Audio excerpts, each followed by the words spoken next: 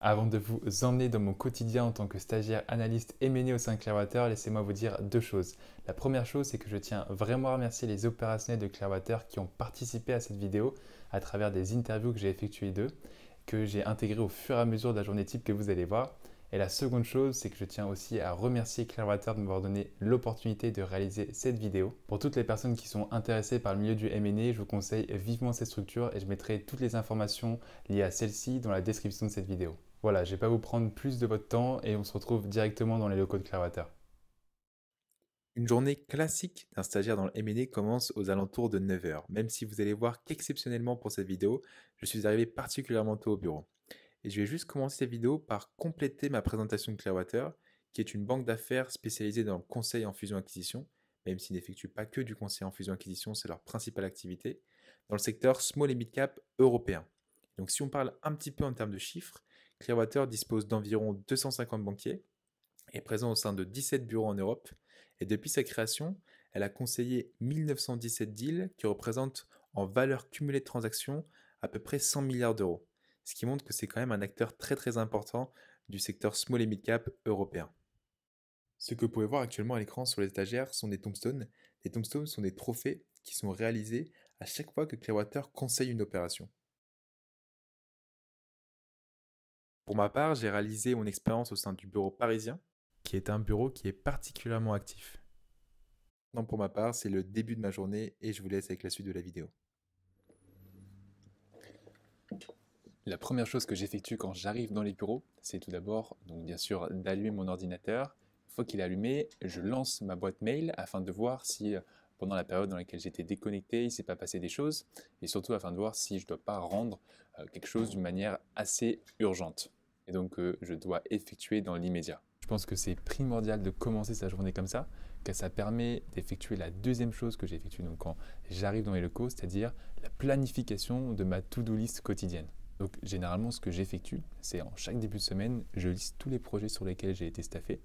Donc staffé, c'est-à-dire sur lesquels on m'a demandé de participer et donc de travailler. Et je garde cette liste avec moi vraiment tous les jours et surtout le matin quand j'effectue, donc comme je vous l'ai dit, ma to-do list quotidienne, histoire de bien vérifier que j'ai pas effectué, que j'ai pas oublié, pardon, d'effectuer une tâche sur un des projets sur lesquels on m'a staffé. Donc ça en général, quand j'arrive le matin, trier mes mails, ça me prend environ une dizaine de minutes. L'élaboration de ma to-do list, pareil, ça me prend environ une dizaine de minutes, donc j'en ai pour une petite demi-heure tous les matins, histoire de bien commencer ma journée et d'avoir une visibilité très claire de ce que je vais faire au cours de cette journée. La troisième chose que j'essaye de faire quand j'arrive, c'est ensuite de me lancer dans une phase entre guillemets de production. Vous allez le voir, une journée d'un stagiaire, du moins au sein de Clearwater, est très rythmée, donc en banque d'affaires, en M&A. En tant que stagiaire, vous allez être amené à être vraiment exposé et donc participer à tous les calls que vous allez effectuer avec les clients. Et ça, c'est quelque chose pour moi qui est vraiment extrêmement positif. J'ai fait du M&A pour être en contact avec des entrepreneurs.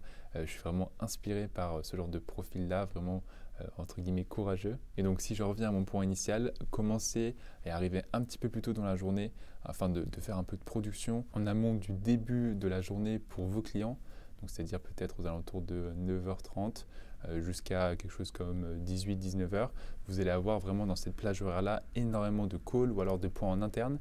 Et donc vous n'allez pas forcément avoir beaucoup de temps pour avancer sur toutes les tâches de production sur lesquelles on va vous a demandé en fait de travailler et donc d'effectuer. Partage de production, je veux dire que ce soit l'élaboration de slides, la valorisation de société à travers des transactions comparables, des comparables boursiers, des différentes recherches que vous pouvez effectuer, des screenings, etc. Car bien sûr, quand vous assistez à des calls avec les clients, vous allez devoir effectuer un compte rendu, donc prendre des notes de tout ce qui se passe. Quand vous effectuez des points en interne, vous ne pouvez pas travailler en parallèle sur vos différents projets. Et donc, il vous reste peu de temps vraiment dans la journée pour travailler sur toutes les phases de production afin de vous éviter de terminer votre journée assez tard. J'essaie de venir parfois un petit peu plus tôt le matin histoire de m'avancer sur ces tâches-là. Pour ma part, la première chose que je vais effectuer là aujourd'hui, j'ai reçu un email d'un analyste avec qui je travaillais pendant la période dans laquelle j'étais déconnecté et donc je dois travailler sur une data room. Data room, c'est donc un immense cloud au sein duquel vous avez donc différentes parties qui correspondent aux documents de la société, donc ce sont des documents financiers comme l'état des stocks, des documents plutôt juridiques comme les statuts de la société, etc. Enfin bref, donc vous, quand vous allez être mandaté par un client qui veut vendre sa société, vous allez élaborer cette data room-là, l'organiser, trier les documents que le client vous envoie, les mettre dans le bon index, histoire que pour les personnes qui sont intéressées pour acheter ou investir au sein de la société qui vous a mandaté, ça soit plus simple et donc ils vont pouvoir effectuer l'audit de la société à travers les différents documents qui sont disponibles en data room. Voilà, donc maintenant moi je vais repartir un petit peu travailler sur ma petite data room.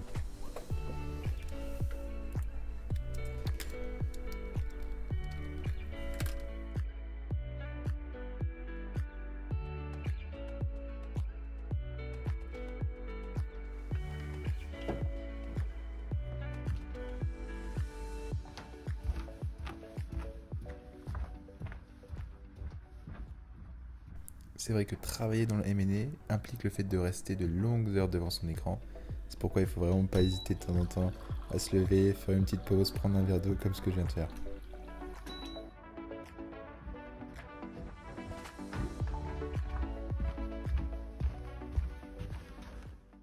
Comme je vous l'ai dit, en tant que stagiaire au sein de Clearwater, on passe pas mal de temps en call.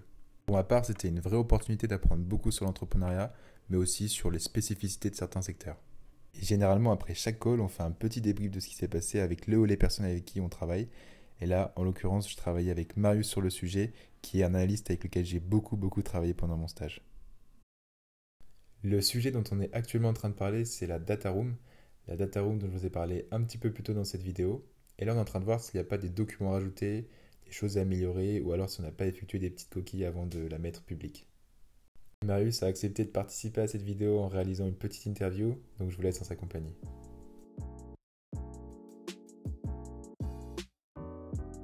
Bonjour à tous, Marius, analyste chez Clearwater.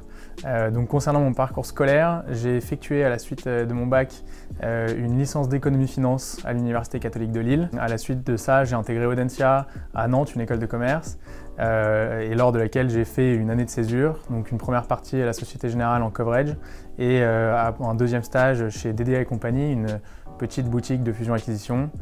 Et j'ai effectué mon stage de fin d'études chez Clearwater en janvier 2021 et à la suite duquel j'ai été donc embauché en tant qu'analyste. En tant qu'analyste, on est impliqué sur diverses missions, notamment pas mal de production, donc que ce soit la rédaction de pitch ou d'IM, pas mal de modélisation financière également pour construire les business plans ou effectuer des exercices de valorisation par exemple. On est aussi impliqué sur la constitution des data rooms qui sont assez essentielles dans la vie du deal. Et la petite spécificité chez Clearwater, c'est que les analystes sont assez responsabilisés, assez jeunes, et donc ça permet de progresser notamment auprès des clients et aussi en interne. Et il y a une petite dimension managériale qui commence puisqu'on est amené sur chaque dossier à travailler avec des stagiaires. Alors à la base, j'avais pas une idée très claire de ce que je voulais faire plus tard, mais mon stage à la Société Générale m'a permis de découvrir tous les départements qui constituaient une banque, dont le M&A, et j'ai découvert en fait qu'en finance, on pouvait non seulement avoir alors un peu de modélisation financière et travailler sur des business plans, etc. Mais également avoir un contact client et un aspect relationnel qui était assez important, ce que j'ignorais à l'époque. Et c'est ça qui m'a conduit à faire mon premier stage en M&A, un métier que j'ai adoré et pour lequel qui me passionne. Donc voilà, c'est avoir ce côté client tout en ayant une dimension technique qui est importante au quotidien. Alors il faut reconnaître qu'en étant en bas de la chaîne et en étant analyste ou stagiaire, on n'a pas beaucoup de temps libre dans ce métier. Mais bon, je pense que si on décide de se lancer là-dedans, c'est qu'on est à peu près au courant. Après, il y a quelque chose qui est très vrai, notamment en banque d'affaires, c'est il faut tenir le coup sur le long terme. Et donc voilà, il ne faut pas hésiter à prendre les moments où c'est un peu plus creux pour se reposer et profiter, pour que pendant les périodes de rush, on soit plus en forme et plus efficace. Même si, voilà, en étant analyste, les périodes de rush sont quand même assez fréquentes. Bon, pour mon temps libre, je pense comme tout le monde ici chez Clearwater, on est assez sociable, donc passer du temps avec mes copains, faire du sport. Sur ces magnifiques mots dits par Marius, je retourne à mon bureau et je corrige 2-3 choses sur la data room dont on vient juste de se parler pendant le petit point que l'on a effectué. Et donc j'essaie de faire mon maximum histoire de finir ce petit point avant d'aller déjeuner. Et comme ça, je pourrai enchaîner sur un second point, sur une autre tâche en début d'après-midi. Après une matinée, comme vous l'avez vu, bien chargée, c'est l'heure du déjeuner. Malheureusement, j'aurais bien aimé pouvoir vous montrer des petits moments de convivialité, que ce soit entre stagiaires ou avec les opérationnels de Clearwater. Et comme vous l'avez compris, à cause de la crise du Covid, on devait, et même on doit toujours déjeuner à notre bureau, raison pour laquelle je ne trouvais pas ça nécessaire de me filmer en train de manger devant mon bureau. Il y a un point qui est pas mal, c'est que les locaux de Clearwater se situent sur les Champs-Élysées. Donc le midi, vous avez vraiment l'opportunité de découvrir plein de sortes de cuisines différentes. Il y a une dizaine, voire même je pense une vingtaine de restaurants autour. Voilà, après avoir déjeuné, pour ma part, généralement, c'est la partie la moins productive de la journée, pendant laquelle je suis en pleine digestion. Et donc, j'essaie de me concentrer sur des tâches qui ne nécessitent pas une stimulation intellectuelle, disons, énorme, comme par exemple continuer de trier ses emails. Donc, quand vous êtes stagiaire au sein de Clearwater, vous allez être amené à travailler sur au moins, en moyenne au sein de votre stage, sur 3 sujets différents. Dans la majeure partie des cas, ça va être un petit peu plus que 3 projets. Et dans certains cas où l'activité, on va dire, baisse un petit peu, donc ça vous permet de souffler, vous allez travailler sur peut-être 2 sujets, mais c'est quand même assez rare. Pour ma part, aujourd'hui, donc on est au mois de décembre, on se rapproche beaucoup de la période de fête et de la fin de mon expérience au sein de Clearwater, donc forcément l'activité pour moi est un petit peu plus calme, même si en ce moment je suis staffé sur plusieurs projets. Donc un dont je vous ai parlé, c'est un mandat à la vente sur lequel j'ai été amené à travailler vraiment du début du processus, là pas jusqu'à la fin, mais on va dire pas très loin de la fin. Et en ce moment, en parallèle de ce projet, donc j'ai d'autres petits sujets marketing. Par sujet marketing, je veux dire que ça peut être des screenings que l'on effectue, on peut effectuer des profils, on peut effectuer des PIB. Des PIB, c'est un document qui est quand même assez exhaustif, qui en fait d'essayer de définir une société, de présenter plutôt une société sous différents points de vue, que ce soit concernant ses activités, ses produits et services vendus, son actionnariat, ses finances, etc. Il se peut que si vous effectuez un stage au sein de Clearwater, que vous soyez amené à travailler. Généralement, qu'on effectue un PIB, c'est directement avec quelqu'un qui est assez senior, donc ça peut être un VP, un directeur ou même un managing director, un managing partner. Donc vraiment, ça c'est top. On a une exposition qui est très très élevée pour la taille de la boutique, ce qui est, je pense, assez rare dans d'autres structures similaires. Enfin bref, revenons à nos moutons. Donc le second sujet sur lequel je travaille, c'est donc l'élaboration d'un document marketing qui s'appelle l'infomémo. C'est donc un second mandat de vente. Pour ma part, j'aime vraiment beaucoup travailler sur les mandats de vente car ça me permet vraiment d'aller dans le détail d'une société. J'ai oublié de dire, mais pour le PIB, c'est quelque chose qui est en interne, c'est-à-dire qu'on s'en fiche un petit peu du format, on essaie juste de trouver les informations, on fait des screenshots, puis on envoie ça à la personne qui vous a demandé de faire un PIB. Mais pour un infomémo, en fait, c'est un document qui, lui, va être amené à être envoyé aux investisseurs ou aux potentiels acheteurs de la société qui nous a mandaté pour la conseiller dans sa vente. Et donc l'objectif, c'est de réaliser un document marketing le plus exhaustif possible qui met vraiment en valeur de la meilleure des manières la société, que ce soit sur un plan de vue stratégique, un plan de vue marché, un point de vue value chain, production, sourcing, etc. et un point de vue aussi bien sûr financier. Et donc c'est un exercice qui est assez complexe car on produit le document avec ce que le client nous dit. Sauf que comme on n'a pas travaillé dans la société, parfois on peut avoir un petit peu de mal à comprendre le business ou la manière dont est organisée la société. Et en plus, généralement, donc, les clients sont forcément exigeants car c'est un document qui représente leur société. Donc il faut vraiment, on va dire, beaucoup travailler dans ce genre de moment. Mais c'est vraiment quelque chose que, du moins, j'ai beaucoup apprécié au cours de mon stage. Voilà, pour ma part, c'est reparti. Je mets sur l'élaboration de slides pour l'infomémo.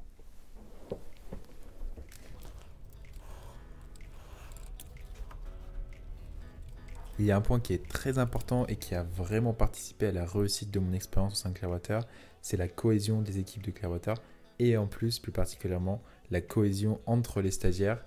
C'est vrai qu'on est une belle équipe de stagiaires au sein de Clearwater et on est vraiment là pour soit passer du temps afin de décompresser un petit peu, se reposer, se ressourcer pendant des pauses comme vous pouvez le voir à l'écran en jouant baby-foot par exemple, ou alors encore pour s'entraider. Et ça, je pense que ça m'a vraiment permis de me développer donc, de plusieurs points de vue, mais surtout d'un point de vue professionnel. Car en fait, l'équipe de stagiaires de Clearwater, enfin du moins quand j'y étais, était composée vraiment de personnes avec des parcours totalement différents, qui avaient plus ou moins d'expérience, que ce soit dans le M&A ou dans le milieu de la finance d'entreprise globalement. Donc on avait tous nos particularités et on était vraiment là pour s'entraider. On n'hésite pas à prendre le temps si quelqu'un bloque sur quelque chose, afin tout simplement de l'aider et d'avancer plus rapidement. Et maintenant, je vais laisser Marc, un de mes co-stagiaires, parler un petit peu de son expérience au sein de Clearwater et des missions qu'il peut effectuer pendant son stage. Alors chez Clearwater, les stagiaires dont je suis actuellement parti sont amenés à évoluer et à travailler tout au long de leur stage sur un ensemble de missions très diversifiées qui peuvent intervenir à la fois dans le cadre d'exécution de mandats, à l'achat comme à la vente, ou encore dans le cadre de missions plus marketing. Typiquement, cette semaine, j'ai eu à réaliser la préparation d'un pitch, c'est-à-dire la présentation marketing de support qui accompagnera le ou les partenaires de la banque d'affaires lors de leur rencontre avec le ou les dirigeants de l'entreprise et qui jouera donc un rôle clé dans l'obtention d'un nouveau mandat pour la banque. Alors pour rentrer plus en détail, j'ai eu par exemple à réaliser une valorisation par analyse de multiples de transactions comparables. Il s'agissait de recenser l'ensemble des transactions ayant eu lieu ces dernières années et qui concernaient des cibles, c'est-à-dire des entreprises cédantes, qui partageaient le même secteur d'activité, le même business model, la même géographie, la même taille, et ce qui nous a permis de déduire un multiple de références servant à la valorisation de l'entreprise que nous souhaitions rencontrer.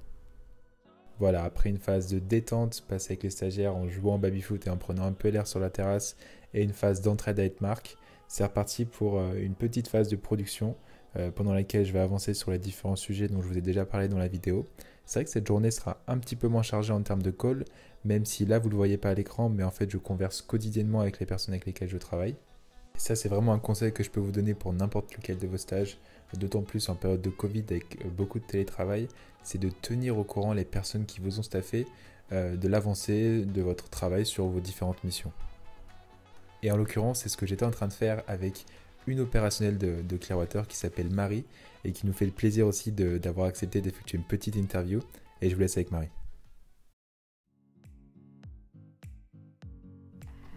Je m'appelle Marie Cassola, je suis associate chez Clearwater. Mon parcours a été 2 ans de classe préparatoire, puis l'intégration d'une école de commerce, l'EDEC. Ensuite, j'ai fait un stage de fin d'études dans une autre banque d'affaires et j'ai ensuite intégré Clearwater en février 2017. Comme ça va faire bientôt 5 ans que je travaille chez Clearwater, j'ai pu faire mes 3 premières années d'analyste où j'ai acquis de solides fondamentaux, que ce soit sur Excel avec la modélisation ou sur PowerPoint avec la production. À ce grade-là, on commence à être au contact du client, on commence à manager des stagiaires. On travaille dur, mais le métier reste cyclique, donc on enchaîne des périodes de rush avec des périodes un peu plus tranquilles. Ces 3 dures années d'analyste nous préparent au grade d'associate. À ce grade-là, on nous demande de prendre un peu plus de hauteur, on manage des analystes, on est plus au contact du client, on est plus responsabilisé et on nous demande chez Clearwater d'en faire un peu plus que notre grade. Et cette opportunité-là nous permet d'anticiper le grade suivant et d'évoluer naturellement. J'ai fait ma première partie de césure dans un Big Four en fiscalité où je n'ai pas du tout aimé l'ambiance Big Four, très hiérarchisée, très politique. À la fin de cette première partie, je ne savais pas quoi faire et on m'a conseillé de faire du M&A parce que j'allais avoir une courbe d'apprentissage exponentielle, que tout ce que j'allais faire allait me servir plus tard et que ça ne me fermerait pas de porte. Donc j'ai fait ma deuxième partie dans une boutique M&A où on était 4. Ça m'a beaucoup plu. Pour mon stage de fin d'études, j'ai voulu renouveler l'expérience et j'ai ensuite été prise en tant qu'analyste chez Clearwater où j'ai vraiment trouvé un équilibre entre la société Big Four et la boutique de 4 personnes. Où voilà, chez Clearwater, on est une quarantaine. En tant qu'associate, on a un équilibre de vie très appréciable où voilà, on est moins dans la production, donc on a un peu plus de temps pour le matin faire du sport ou entre midi et 2, ou même en fin de journée. En ce qui concerne la place des femmes en M&A, je dirais que les mentalités changent, notamment grâce à la nouvelle génération qui arrive, mais on a encore du chemin à parcourir. C'est pourquoi chez Clearwater, on vous accueille avec plaisir. Vous êtes les bienvenus, n'hésitez pas à postuler.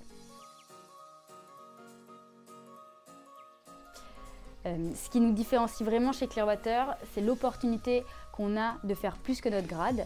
Ça nous permet d'être plus responsabilisés, d'être encore plus au contact du client. Et le deuxième point, ce serait l'ambiance au travail entre nous, entre les équipes, qui est vraiment excellente. Et quand on passe de longs moments, de longues heures au bureau, c'est important d'être avec des gens avec qui on s'entend très bien, avec qui on s'entraide au travail et en dehors du travail, avec qui on s'amuse et on rigole ensemble. Encore merci à Marie pour sa participation.